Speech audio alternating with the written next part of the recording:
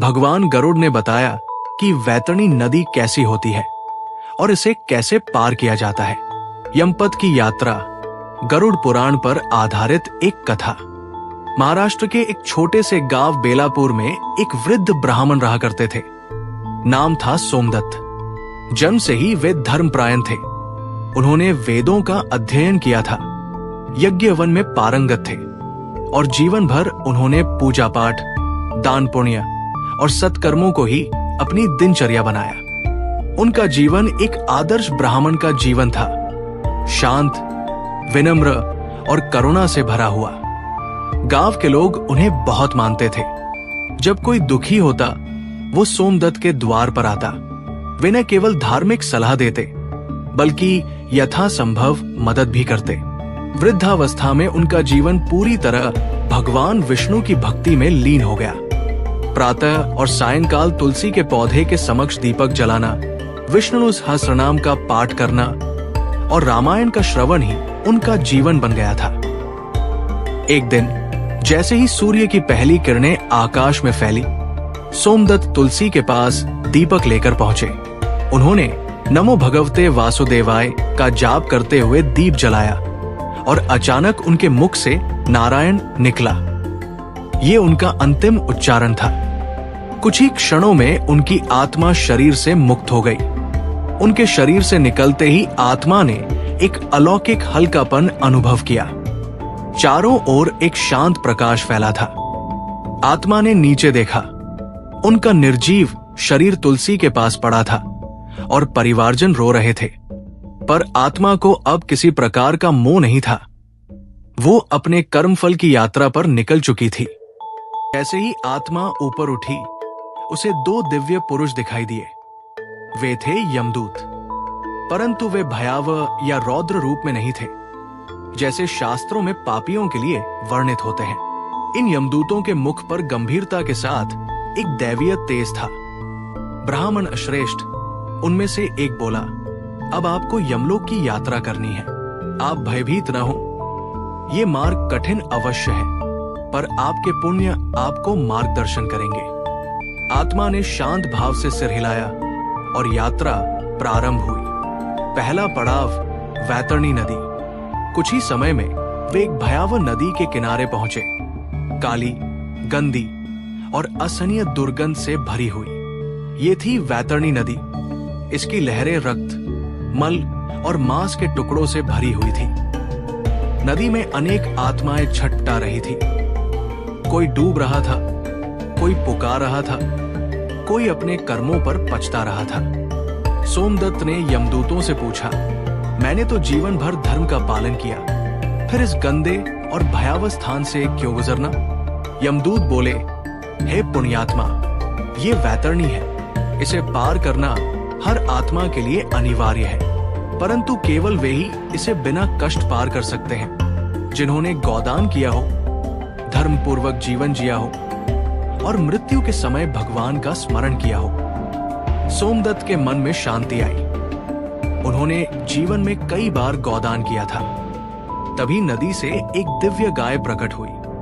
उसका शरीर सुनहरे प्रकाश से चमक रहा था। उसके माथे पर चंद्र चिन्ह था और आंखों में ममता और करुणा का भाव था। गाय बोली, हे भक्त, आपने मुझे गोदान किया था, अब मैं आपको इस वैतरणी से पार कराऊंगी। सोमदत्त गाय की पीठ पर बैठे और गौ उन्हें सहजता से नदी के पार ले गई। उन्होंने देखा कि दूसरी आत्माएं उन्हें ईर्ष्या और आश्चर्य से देख रही थी। दूसरा पड़ाव चित्रगुप्त का लेखागार। नदी पार करते ही वे एक भव्य भवन के द्वार पर पहुंचे। ये था चित्रगुप्त का लेखागार। विशाल दरवाजे, ऊंची छत और अंदर लाखों ग्रंथों की अलमारियां थी। बीच में एक विशाल सिंहासन पर चित्रगुप्त देव विराजमान थे। उनके हाथ में एक स्वर्ण कलम थी और सामने एक विशाल ग्रंथ खुला था।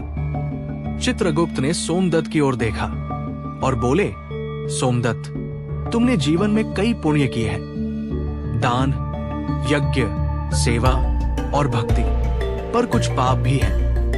एक बार तुमने एक गरीब को तिरस्कृत किया, एक बार क्रोध किया और कभी कभी अहंकार भी किया। सोमदत्त ने सिर झुका लिया। चित्रगुप्त बोले, परंतु तुमने विष्णु का नाम स्मरण करते हुए जीवन जिया और अंतिम क्षण में नारायण का उच्चारण किया। ये तुम्हारे समस्त पापों का प्रायश्चित है। फैसला हुआ, सोमदत्त को नरक नहीं भेजा जाएगा। वे स्वर्ग के अधिकारी हैं, परंतु यमपुरी के दर्शन उन्हें अवश्य कराए जाएंगे, ताकि वे जान सकें कि मृत्यु के बाद की यात्रा कितनी कठिन हो सकती है। तीसरा पड़ाव, यमपुरी का दर्शन। अब सोमदत्त को एक विशेष रथ में बैठाकर यमपुरी की ओर ले जाया गया। रथ आकाश में उड़ रहा था और नीचे भयानक दृश्य दिख रहे थे। उन्होंने देखा, एक आत्मा को उबलते तेल के कड़ाह में डाला जा रहा है, किसी को कांटों पर गिराया जा रहा है, कोई राक्षसों द्वारा नोचा जा रहा है।